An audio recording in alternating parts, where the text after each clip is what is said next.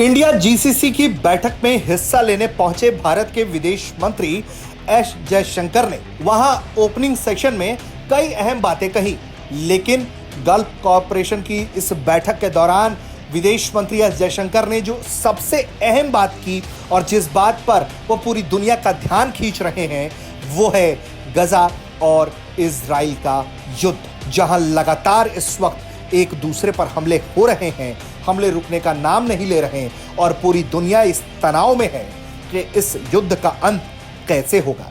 इसे लेकर भारत ने बेहद सख्त रुख अपनाया है और सीधे सीधे दो टूक भाषा में यह कहा है कि जहां जिसकी गलती है उसे भारत बोलेगा और वो चाहता है कि ये युद्ध यहीं के यहीं जल्द से जल्द रुक जाए। सुनिए उन्होंने क्या कुछ कहा है। The current situation in Gaza is now understandably our foremost concern. India's position in this regard has been principled and consistent. While we condemn acts of terrorism and hostage-taking, we are deeply pained by the continuing death of innocent civilians. Any response must take into account the principles of humanitarian law.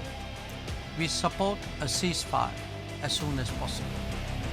Jaishankar ने सिर्फ यही नहीं बताया कि भारत इस पूरे हमले को कैसे देखता है और भारत का नजरिया कैसा है, बल्कि भारत ने साफ तौर पर यह भी कहा है कि हमारा हमेशा से यह मानना रहा है कि हम वहां टू स्टेट थ्योरी का समर्थन करते हैं, यानी कि फिलिस्तीन और इजराइल दोनों की स्वतंत्रता बनी रहे, ऐसी व्यवस्था होनी चाहिए। इसके साथ ही भारत ने यह भी बताया है कि किस तरीके से भारत पीड़ितों की मदद करने में जुटा हुआ है।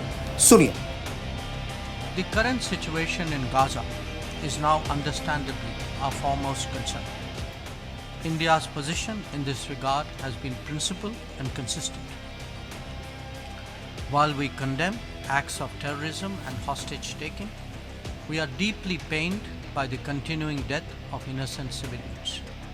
Any response must take into account the principles of humanitarian law. We support a ceasefire as soon as possible. On the larger issue, we have consistently stood for a resolution of the Palestinian issue through a two-state solution. We have also contributed to the building of Palestinian institutions and capacities. Where humanitarian situation is concerned, we have provided relief and increased our support to UNRWA.